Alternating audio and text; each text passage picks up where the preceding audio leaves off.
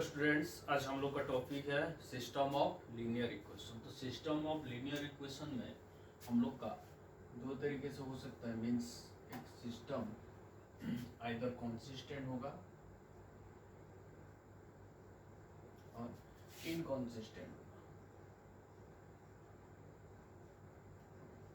Consistent किसको बोलेंगे? Minimum at least one solution अगर होगा, एटलीस्ट वन सॉल्यूशन मीन्स कम से कम एक सॉल्यूशन अगर होगा तो उसको हम लोग कॉन्सिस्टेंट बोलेंगे। इनकॉन्सिस्टेंट किसको बोलेंगे? No solution. तो सिस्टम ऑफ लीनियर इक्वेशन दो तरीके होता है, एक कॉन्सिस्टेंट और एक इनकॉन्सिस्टेंट। कॉन्सिस्टेंट कम बोलेंगे, at least one solution. At least one solution मतलब एक होने से भी चलेगा और उससे ज्यादा होने से भी चलेगा। तो ये दो टाइप बन गया, एक exactly one solution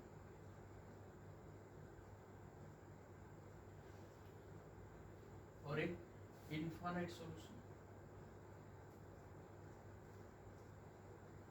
okay, exactly one solution और एक इनफाइनाइट सॉल्यूशन। तो एग्जैक्टली वन सॉल्यूशन को हम लोग यूनिक सॉल्यूशन बोल सकते हैं। क्या बोलेंगे? Unique solution. ओके, और इनफाइनाइट सॉल्यूशन को हम लोग नॉन ट्रिवियल बोल सकते हैं। इसको ये नॉन ट्रिवियल के अंदर आ जाएगा। अब यूनिक सॉल्यूशन में भी दो तरीके होते हैं। मींस यूनिक सॉल्यूशन मतलब सभी solution means x Y z सबका वैल्यू जीरो हो जाए तब एक यूनिक सॉल्यूशन बन सकता है, और सब सॉल्यूशन जीरो नहीं होगा तब means all zero, all zero, not all zero. Okay, means जो भी सॉल्यूशन निकल के आएगा वो सब जीरो होगा तो वो एक पार्ट बन जाएगा। नॉट ऑल जीरो मींस कोई भी एक जीरो नहीं हो सकता है। ओके, तो जो means x is equal to zero, y is equal to zero, z is equal to zero इसमें आ जाएगा। इसमें क्या क्या आएगा? एक का वैल्यू जीरो नहीं होगा तब नॉट ऑल जीरो हम लोग बोल सकते हैं। तो ये सॉल्यूशन को हम लोग ट्रिवियल सॉल्यूशन बोलते हैं। क्या बोलते हैं? ट्रिवियल। अगर सॉल्यूशन हर कोई सॉल्यूशन जीरो आ गया तो उसको ट्रिवियल, इसको हम लोग नॉन ट्रिवियल बोल सकते हैं। ओके, तो नॉन ट्रिवियल कौन कौन सा है? इनफाइनाइट सॉल्यूशन जो देगा वही नॉन ट्रिवियल होगा, और एक नॉट ऑल जीरो वाला जो सॉल्यूशन निकल के आएगा वो भी एक नॉन ट्रिवियल हम लोग बोल सकते हैं। और इसको अगर कोई सॉल्यूशन में सब सॉल्यूशन हम लोग का जीरो बन गया तो उसको हम लोग ट्रिवियल सॉल्यूशन बोलेंगे। ओके, तो कॉन्सिस्टेंट में हम लोग का कुछ सॉल्यूशन निकल के आएगा, मींस एटलीस्ट वन सॉल्यूशन निकल के आएगा। और जो भी सॉल्यूशन नहीं निकलेगा, मींस जो भी इक्वेशन का हम लोग का सॉल्यूशन नहीं निकलेगा उसको नो सॉल्यूशन बोलेंगे, तो उसको इनकॉन्सिस्टेंट बोल सकते हैं। ओके, अब चलता हूं मैं वन वेरिएबल में मेरा होगा, मींस वन वेरिएबल अगर होगा तो उसका सॉल्यूशन कैसे तरीके से लिख सकते हैं। देखो, मींस मेरे पास मान लो एक इक्वेशन है A X is equal to B. ये तो वन वेरिएबल का है, एक्स ही एक ही वेरिएबल है, तो उसका सॉल्यूशन कैसा टाइप बन सकता है? देखो, तो पहला पार्ट ए जीरो हो सकता है, ए जीरो नहीं हो सकता है। अगर ए जीरो नहीं है, A X is equal to अगर बी है तो एक्स को क्या लिख सकते हैं हम लोग? X is equal to B by A ना। ओके, अगर ए जीरो नहीं हुआ, अगर ए जीरो नहीं हुआ तो भी दो पार्ट बन सकता है, एक बी जीरो बन सकता है और एक बी जीरो नहीं बन सकता है। ओके, मीन्स ए जीरो नहीं है और बी जीरो है। ए जीरो नहीं है, बी अगर जीरो है तो एक्स का वैल्यू क्या बन के आएगा? जीरो। तो बी जीरो है तो एक्स ऑब्वियसली जीरो बन जाएगा। ओके, तो इसको हम लोग एक ही तो सॉल्यूशन बन सकता है इसको, तो इसको हम लोग यूनिक सॉल्यूशन बोल सकते हैं, मीन्स वन सॉल्यूशन। ओके, अब देखो बी जीरो नहीं है, ए भी जीरो नहीं है, तो अगर बी जीरो नहीं है तो एक्स जीरो बनेगा क्या? नहीं बनेगा। ओके, तो ये भी यूनिक सॉल्यूशन में आ गया। ओके, दोनों यूनिक सॉल्यूशन है, लेकिन इसका सॉल्यूशन में क्या है? एक्स इक्वल टू जीरो ही तो आएगा ना, तो ये क्या बन गया? ट्रिवियल। और ये तो सॉल्यूशन जीरो नहीं है, मतलब नॉन ट्रिवियल। ओके, अब मैं उधर चलता हूँ। ये तो हम लोग का काम खत्म हो गया कि ए नॉट इक्वल टू जीरो। और बताओ कौन सा कंसिस्टेंट है और कौन सा इनकंसिस्टेंट है, दोनों का सॉल्यूशन निकल के आ रहा है, मतलब दोनों कंसिस्टेंट। ओके, अब a is equal to zero होने में फिर भी दो केस हम लोग का आएगा कि b इक्वल टू जीरो और b not equal to zero. अब बताओ a हम लोग का जीरो है तो x equal to b by मतलब नीचे वाला जीरो है तो डिफाइन नहीं होगा। नहीं, ऐसा नहीं होता है। अगर a जीरो बन जाएगा तो उसको हम लोग नीचे नहीं ले सकते, मीन्स इसको ऐसे ही लिखना है, zero into x is equal to b. अब बताओ मैंने b को जीरो लिखा हूँ, मीन्स b की जगह जीरो है। अब बताओ x क्या बन सकता है, कोई भी नंबर मैं x के जगह इनपुट करूंगा तब तो जीरो के साथ मल्टीप्लाई होकर जीरो ही देगा। तो x क्या बन जाएगा, infinite. x belongs to r ना, जो भी नंबर हम लोग देंगे x की जगह तो मल्टीप्लाई होगा जीरो के साथ तो जीरो ही तो बनेगा। तो क्या हो गया, इनफाइनाइट सॉल्यूशन निकल के आगे। समझ में आ रहा है? ओके, मींस x भी एनी रियल नंबर। अब बताओ b not equal to zero, means zero into x is equal to b. तो अब बताओ कि x के जगह जो भी इनपुट करूंगा जीरो के साथ मल्टीप्लाई होगा तो अब क्या बनेगा, जीरो ही तो बनेगा। कभी b बन सकता है क्या, नहीं बन सकता, मींस इसमें नो सॉल्यूशन, कोई भी सॉल्यूशन नहीं है इसका। तो अब बताओ ये इनफाइनाइटली सॉल्यूशन मींस सॉल्यूशन है, इसके पास बहुत सारे सॉल्यूशन है तो ये कंसिस्टेंट बन गया। अब बताओ ये कंसिस्टेंट है क्या, इसमें तो सॉल्यूशन ही नहीं है तो ये इनकंसिस्टेंट। ओके, ये था हम लोग का वन वेरिएबल मींस x ही अकेला है। तो मैं थोड़ा बेसिक पे जा रहा हूँ कि कौन सा वेरिएबल मींस कौन सा सॉल्यूशन कंसिस्टेंट है, इनकंसिस्टेंट है, कहाँ पे यूनिक सॉल्यूशन दे रहा है, कहाँ पे इनफाइनाइट सॉल्यूशन दे रहा है और कहाँ पे नो सॉल्यूशन दे रहा है। ओके, यूनिक सॉल्यूशन और इनफाइनाइट सॉल्यूशन कंसिस्टेंट कहलाएगा और नो सॉल्यूशन इनकंसिस्टेंट कहलाएगा। ओके, अब चलता हूँ मैं टू वेरिएबल के ऊपर। अब तो मैंने तो पहले वन वेरिएबल डिस्कस कर लिया ना, अब चलता हूँ मैं two variable. Okay, two variable मतलब मेरे इक्वेशन क्या होगा, a1x plus b1y is equal to c1, a2x plus b2y is equal to c2। अब बताओ मैंने जो दो इक्वेशन लिखा ये क्या है, दो स्ट्रेट लाइन है ना, टू स्ट्रेट लाइन। ओके, तो दो स्ट्रेट लाइन कैसे रह सकता है, आइदर दोनों इंटरसेक्शन होंगे, ओके, और दोनों कोइंसाइड होगा मींस एक के ऊपर एक पूरा लाई करेगा, और दोनों पैरेलल हो सकते हैं, और कुछ ऑप्शन है क्या, नहीं है। इसका मतलब क्या है, a1 by a2 is not equal to b1 by b2, दोनों सेम नहीं होंगे तभी तो हम लोग का इंटरसेक्ट करेगा। इसका मतलब क्या है, a1 by a2 is equal to b1 by b2 is equal to c1 by c2, दोनों सेम ही है मींस इक्वेशन दोनों सेम ही है। ओके, दोनों लाइन सेम है ना। इसका a1 by a2 is equal to b1 by b2 is not equal to c1 by c2। अब बताओ यहाँ पे कितना सॉल्यूशन निकल के आएगा, यहाँ ये तो ये पॉइंट ऑफ इंटरसेक्शन एक ही है ना, तो इसका सॉल्यूशन यूनिक बनेगा। ओके, अब इसका सॉल्यूशन हर कोई पॉइंट एक के ऊपर पूरा एक लाई कर रहा है, मतलब सभी पॉइंट उसका सॉल्यूशन है, तो इसका सॉल्यूशन कितना होगा, इनफाइनाइट सॉल्यूशन। अब इसका सॉल्यूशन देखो कहाँ पे भी इंटरसेक्ट करेगा कि नहीं करेगा, क्या नहीं, दोनों पैरेलल है ना, तो ये नो सॉल्यूशन। ओके, तो ये दोनों क्या हो गया, कंसिस्टेंट, और ये इनकंसिस्टेंट। ओके, समझ में आ रहा है। अगर दो वेरिएबल है तो हम लोग ये चेक कर देंगे means a1 by a2 not equal to b1 by b2, तो डायरेक्ट हम लोग बोल सकते हैं यूनिक सॉल्यूशन। अगर ये बन गया तो डायरेक्ट बोल सकते हैं इनफाइनाइट सॉल्यूशन, ये बन गया तो डायरेक्ट हम लोग बोल सकते हैं नो सॉल्यूशन। ओके, तो इसके बेसिस में एक प्रॉब्लम में हम लोग सॉल्व करते हैं। तो मेरा प्रॉब्लम कौन सा है, देखो x plus y is equal to 2 और एक 2x plus 2y is equal to 4। तो अब बताओ ये कैसा टाइप सॉल्यूशन देगा। अरे देखो ये दोनों लाइन सेम ही है, x plus y is equal to 2 है हम लोग का, इसको अगर 2 से डिवाइड कर देंगे तो ये भी क्या बन जाएगा, x plus y is equal to 2 ही तो बनेगा। मीन्स दोनों लाइन सेम है, तो ये वाला इसके ऊपर एक, मीन्स दोनों सेम है, तो दोनों सेम होने से क्या बनता है, इनफाइनाइट सॉल्यूशन।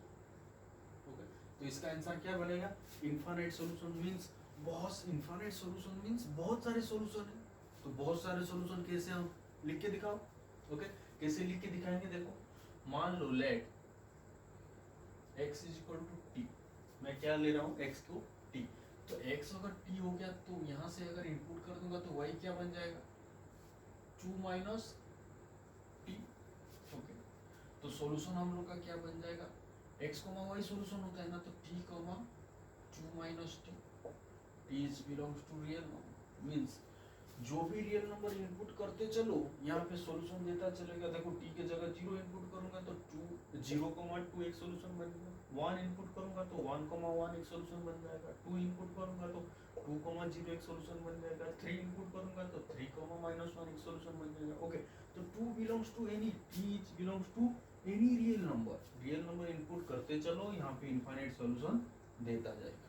ओके, अब चलता हूँ मैं 3 वेरिएबल के ऊपर। 3 वेरिएबल, ओके, तो 3 वेरिएबल में लिखता हूँ, देखो a1x plus b1y plus c1z is equal to d1, a2x plus b2y d2, a3x plus b3y plus c3z is equal to d3।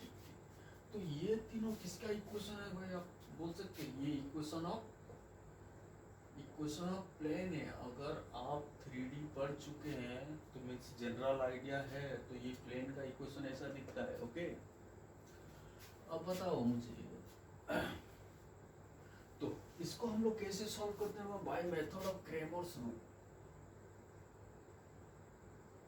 Cramer's rule तो आप लोग सीख लीजिए, क्रेमर्स रूल होता है क्या है, तो इसको हम लोग कैसे सॉल्व करते हैं। देखो क्रेमर्स रूल, डी क्या होता है, मीन्स इसका determinant a1 b1 c1, a2 b2 c2, a3 b3 c3। Okay, ये हम लोग का डी होता है।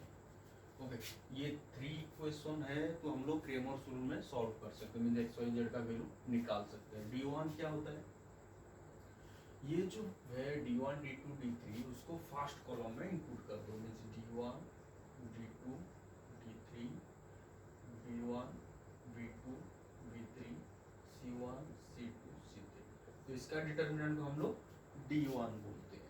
नेक्स्ट d2 क्या बनता है, सेकेंड कॉलम में इनपुट करो ये d1 d2 d3 को, तो a1 a2 a3 d1 d2 d3 c1 c2 c3। Okay, अब d3 क्या है हम लोग का, थर्ड कॉलम में इनपुट करो, तो a1 b1 c1, अब a1 a2 a3 b1 b2 b3 d1 d2 d3। Okay, तो हम लोग d निकाल सकते हैं, मींस डिटरमिनेंट ही तो करना है। अब d1 के जब d1 में क्या करते हैं, फर्स्ट कॉलम में ये इसको इनपुट करते हैं, d2 में सेकंड कॉलम में और d3 में थर्ड कॉलम। अब तो x का वैल्यू यहाँ से क्या बनता है, x is equal to d1 by D and y is equal to d2 by D and z बनता है d3 बाई डी। इसका मतलब dx क्या कहलाता है हम लोग का d1, dy क्या कहलाता है हमको d2 एंड dz क्या कहलाता है हमको d3। ओके, तो x का वैल्यू हम लोग कैसे निकालेंगे, जो d1 निकलेगा d1 divide by d, d में तो डिटरमिनेंट का वैल्यू निकलेगा, यहाँ पे से भी वैल्यू निकलता है, तो d1 बाई d जो निकल जाएगा वो x कहलाएगा, y क्या कहलाएगा d2 by d and z क्या कहलाएगा d3 बाई d। तो इसका सिस्टम हम लोग देखते हैं कि कौन सा कॉन्सिस्टेंट होगा, कौन सा नहीं होगा, मींस d 0 होने से क्या बनता है, d 0 नहीं होने से क्या बनता है, हम लोग चेक करते हैं। ओके, तो 3 वेरिएबल्स में हमको क्या पता चला है कि d x is equal to d1 है, dy इज इक्वल टू हमको d2 है, and dz is equal to हम लोग का d3। तो अब देखो dx हम लोग का d1 है ना, तो हम लोग इसमें दो कॉन्सेप्ट निकल के आएगा कि अगर d 0 है और d 0 नहीं है, ओके, तो d अगर 0 होगा, d अगर 0 होगा और d 0 नहीं होगा, अगर d 0 होगा यहाँ पे x क्या बन जाएगा, देखो x is equal to d1 by d ना। अगर d 0 होगा तो 0 होगा तो नीचे ले सकता हूँ क्या, नहीं ले सकता हूँ, mean 0 into x is equal to d1। तो d 0 होगा तब दो चीज हम लोग का निकल के आएगा, मीन्स d1 0 होगा कि नहीं, मीन्स अगर ये टोटल 0 हो गया, मीन्स d1 0 हो गया, तो हम लोग का क्या 0 इंटू समथिंग तो 0 ही आता है ना, तो x का वैल्यू जो भी हम लोग का इनपुट करेंगे तब भी 0 बन सकता है। मतलब ये सबके लिए मैं बता रहा हूँ, यहाँ पे ले रहा हूँ dx इक्वल टू d1, लेकिन ये सबके लिए मीन्स x y z तीनों के लिए मैं सोच रहा हूँ। ओके, तो d अगर 0 है, d इज इक्वल टू 0 है, तो d1 अगर 0 बन गया तब x का वैल्यू इनफाइनाइट सोल्यूशन हो सकता है, यहाँ पे y का वैल्यू भी इनफाइनाइट सोल्यूशन हो सकता है, यहाँ पे z का वैल्यू भी इनफाइनाइट वैल्यू हो सकता है, मीन्स d1 d2 d3 अगर ऑल 0 है, ओके, d1 d2 d3 अगर ऑल 0 है, देन x y z तीनों का वैल्यू 0 ही निकल के आएगा, मीन्स x का वैल्यू भी 0 निकलेगा, y का वैल्यू भी 0 निकलेगा, एंड z का वैल्यू भी 0 निकलेगा। ये तीनों अगर 0 है, मीन्स ये तीनों अगर 0 बन गया, मीन्स x y z का क्या वैल्यू निकल के आएगा, इनफाइनाइट सॉल्यूशन। ओके, x का वैल्यू इनफाइनाइट सॉल्यूशन निकल के आएगा, x का वैल्यू जो भी इनपुट करेंगे, y का वैल्यू जो भी इनपुट करेंगे, z का वैल्यू जो भी इनपुट करेंगे, तब 0 तो बनेगा ही बनेगा, क्योंकि 0 के साथ मल्टीप्लाई करना है। Okay, means x is any real number, y any real number, z any real number, means कितना सॉल्यूशन निकल के आएगा, इनफाइनाइट सॉल्यूशन। अब बताओ second, d1 d2 and d3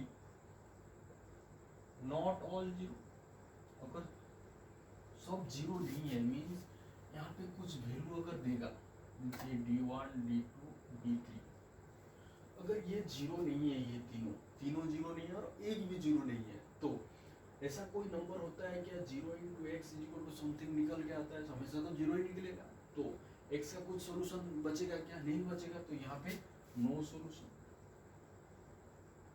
okay, means अगर तीनों 0 नहीं होंगे तब हम लोग का नो सॉल्यूशन आ गया। अब चलते हैं d not equal to 0। d not equal to 0 होने से फिर दो कॉन्सेप्ट आएगा कि d1 d2 d3 all 0,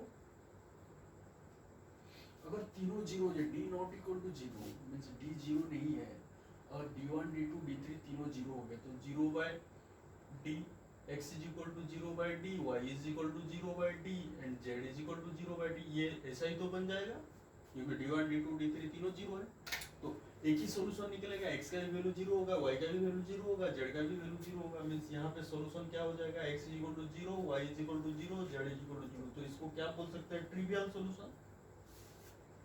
okay, जब एक ही सॉल्यूशन निकले और 0 ही निकले तब उसको ट्रिवियल बोलते हैं। और एक चीज हो सकता है d1 d2 and d3 not all 0। Okay, अगर कोई 0 नहीं होगा, नीचे वाला तो 0 नहीं है ना, d not equal to 0, means ऊपर वाला अगर 0 नहीं होगा तो ये तो सॉल्यूशन देगा, मींस ये अगर कुछ 0 नहीं होगा और कुछ दूसरा एलिमेंट होगा तो ये तो सॉल्यूशन निकलेगा ही निकलेगा, मींस इसको क्या बोलेंगे, यूनिक सॉल्यूशन। 0 नहीं होगा लेकिन यूनिक सॉल्यूशन, एक ही तो सॉल्यूशन निकल सकता है, तो उसको नॉन ट्रिवियल बोल सकते हैं।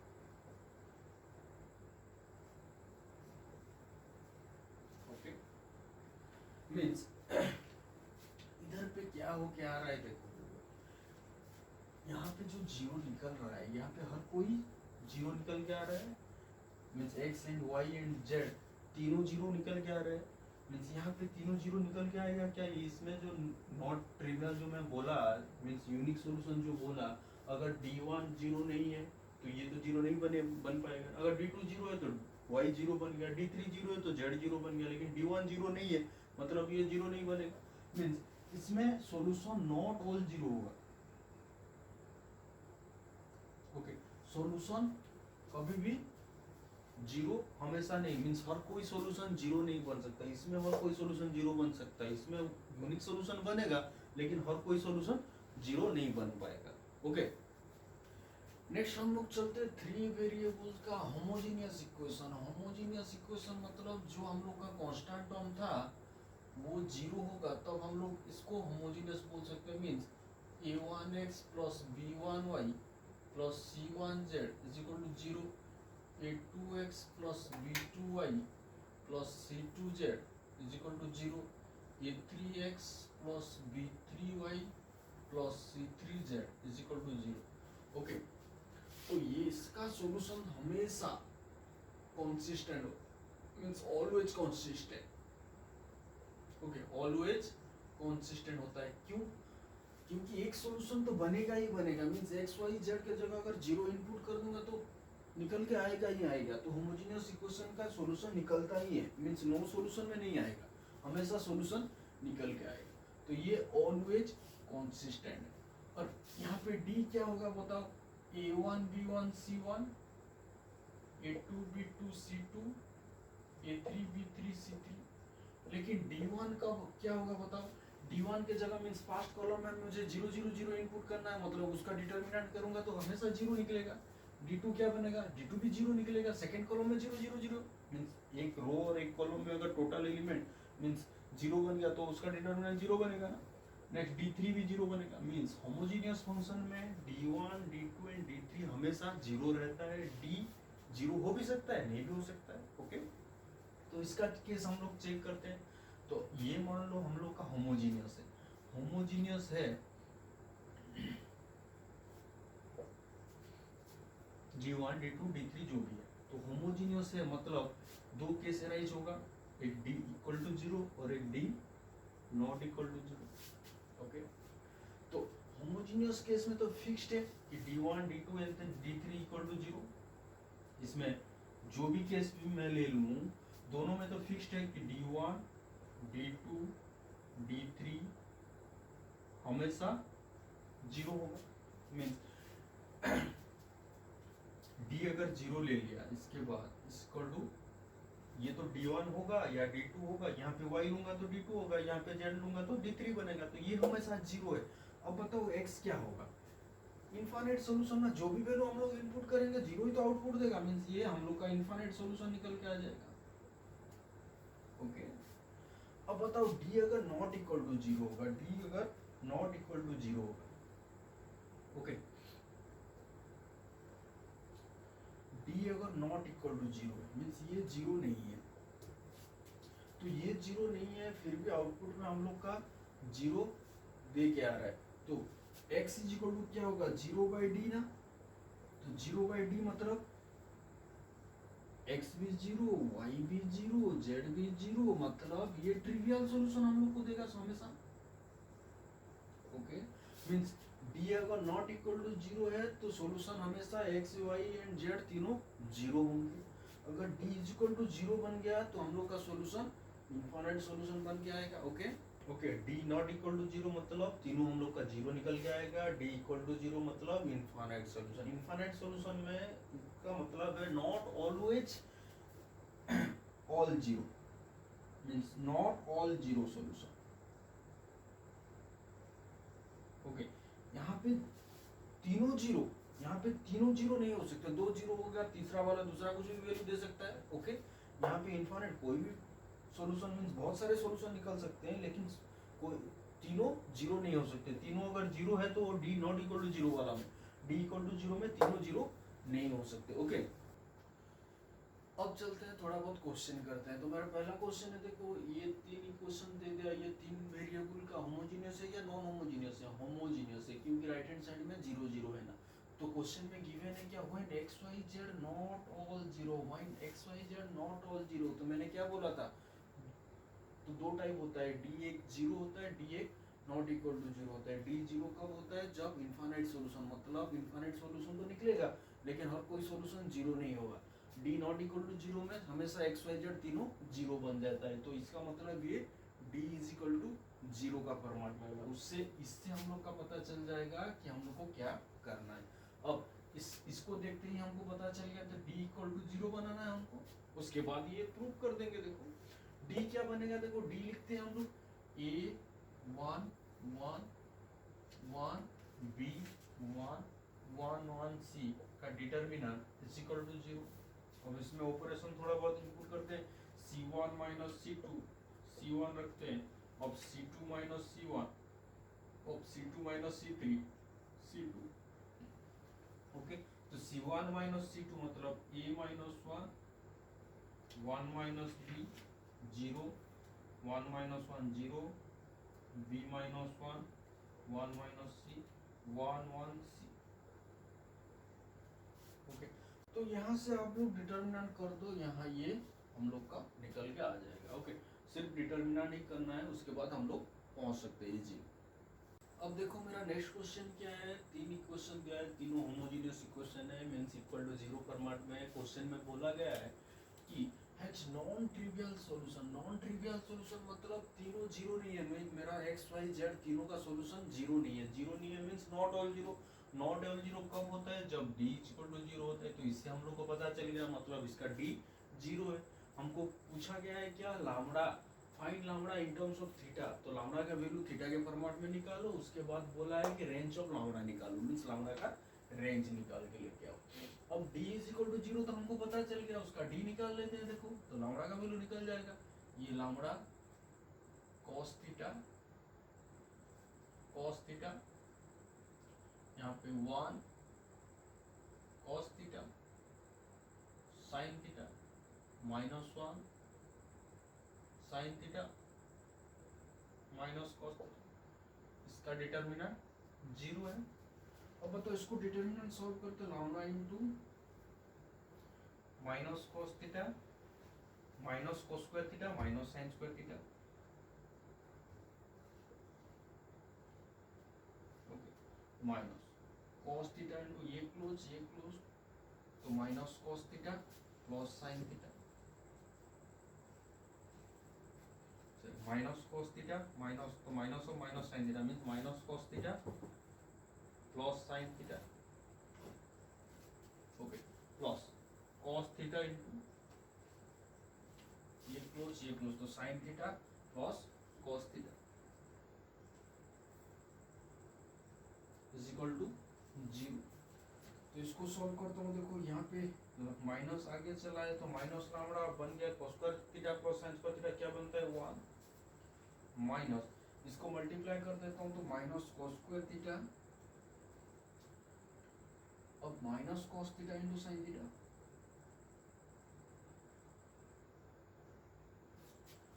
अब ये बन गया cos theta into sin theta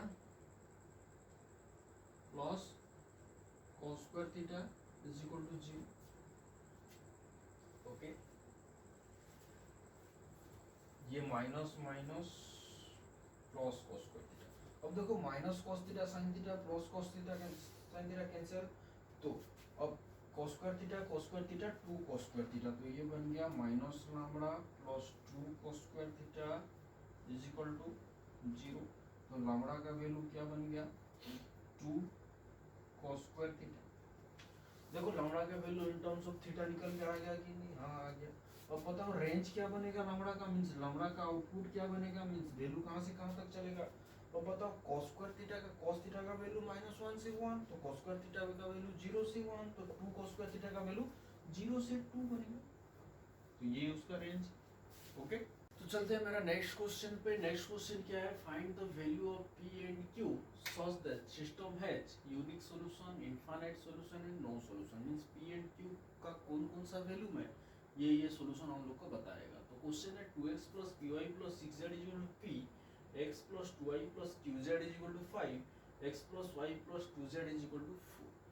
तो मेरे पास जो जो जरूरी चीज है मैं पहले उसको निकाल के रखा हूँ। देखो d का वैल्यू बनेगा, इसको d कैसे निकालेंगे, इसको 2p6 x 2q 1 2p6 1 2 q 1 1 2 को डिटर्मिनेंट करेंगे, वही तो d है। फिर d1 निकालेंगे, d1 मीन्स फर्स्ट कॉलम में इसको रख लेंगे 8 5 4। अब सेकंड कॉलम में d2 0 बनेगा, सेकंड कॉलम में इसको रख देंगे, तो d3 का वैल्यू p माइनस 2 आ रहा है। अब बताओ, मैं पहला जा रहा हूँ इन यूनिक सॉल्यूशन। यूनिक सॉल्यूशन कब होता है, पहले मुझे बताओ यूनिक सॉल्यूशन कब होगा। मींस यूनिक सॉल्यूशन, यहाँ पे देखो ट्रिवियल सॉल्यूशन और not trivial solution. Means unique solution कब निकलता है, d इज इक्वल टू 0 में तो इनफाइनाइट सॉल्यूशन। और देखो मैंने डाटा भी लिख दिया हूँ कि ये नॉन होमोजेनियस 3 वेरिएबल में ऐसा बनता है, जब d इज इक्वल टू 0 बनता है तब इनफाइनाइट सॉल्यूशन और नो सॉल्यूशन देता है।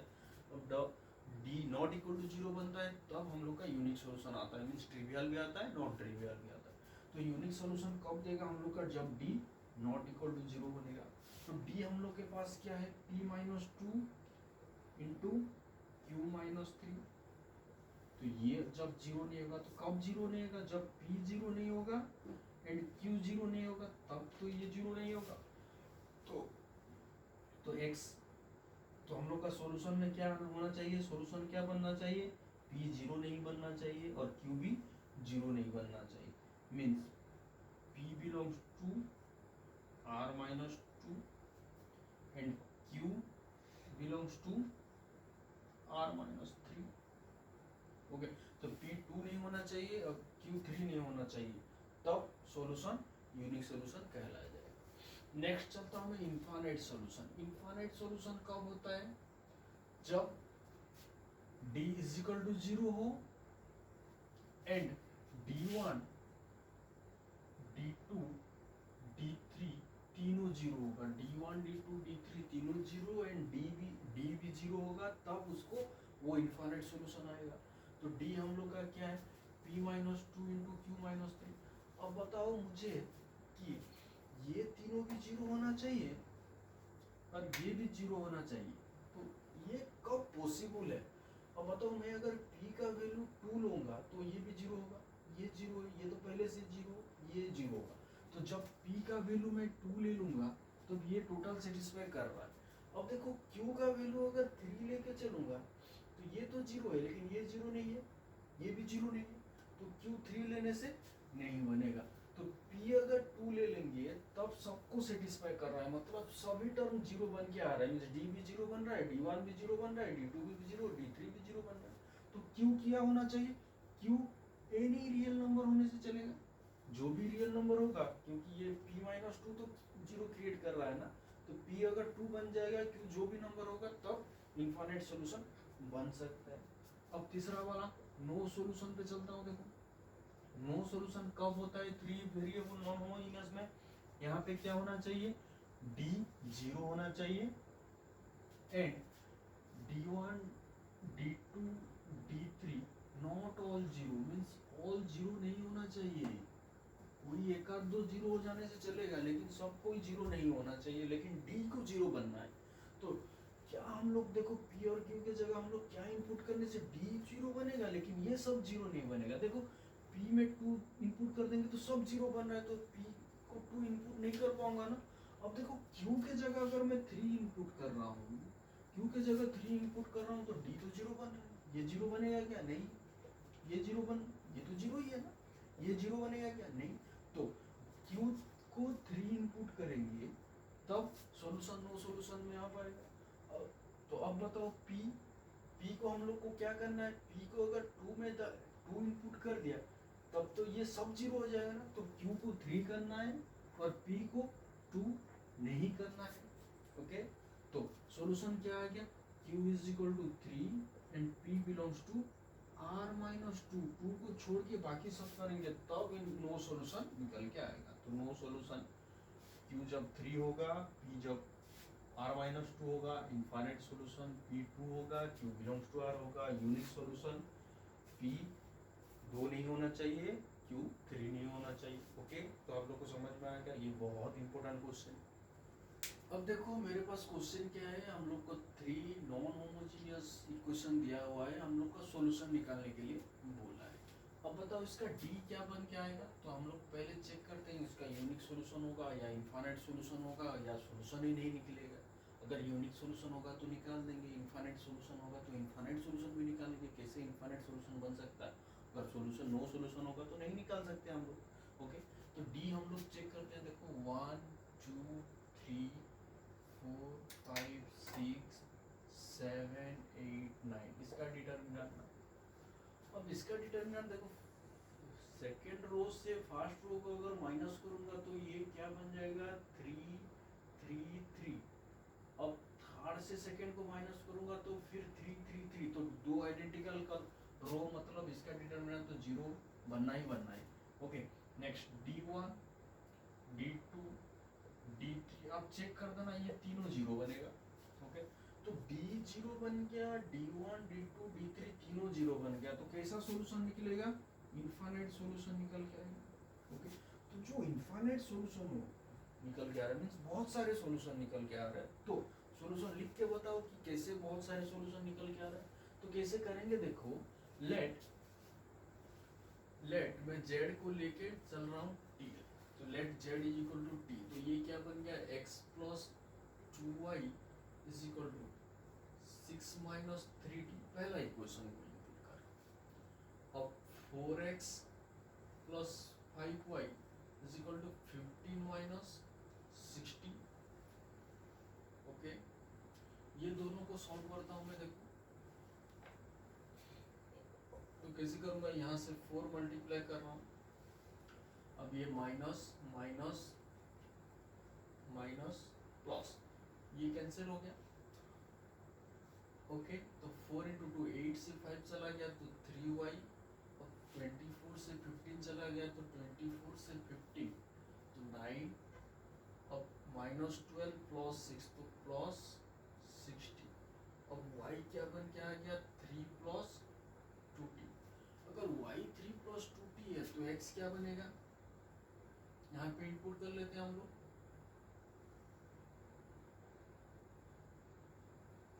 ओके, तो x क्या बन के आ गया? देखो 2y इज इक्वल टू क्या बनेगा? x is equal to 6 minus 3t minus 2y।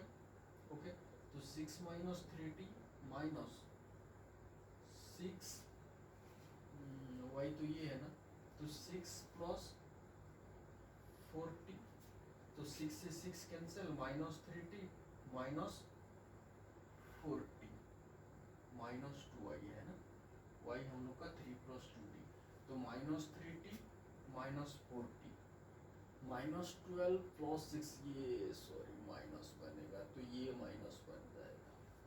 Okay, तो y का वैल्यू 3 माइनस 2t, तो ये बन गया 6 माइनस 4t। अब माइनस 3t प्लस 4t, तो x क्या बन के आ गया t। अब बताओ मुझे x y z हम लोग का जो सॉल्यूशन है क्या है? x भी तो हम लोग का t मिल गया, अब y हम लोग का क्या है 3 माइनस 2t, z को क्या लेके चले थे t। Okay, t belongs to means t belongs to r, means t में कोई भी रियल नंबर इनपुट करते चलो तो सॉल्यूशन देता चलेगा। अगर देखो t का वैल्यू 0 देंगे तो 0, अब 3 0 0 3 0 एक सॉल्यूशन बनेगा, 1 देंगे तो 1 1 1 1 1 1 एक सॉल्यूशन होगा। ओके, तो t के जगह हम लोग को रियल नंबर इनपुट करते चलो, ये इनफाइनाइट सॉल्यूशन देता चलेगा। ओके।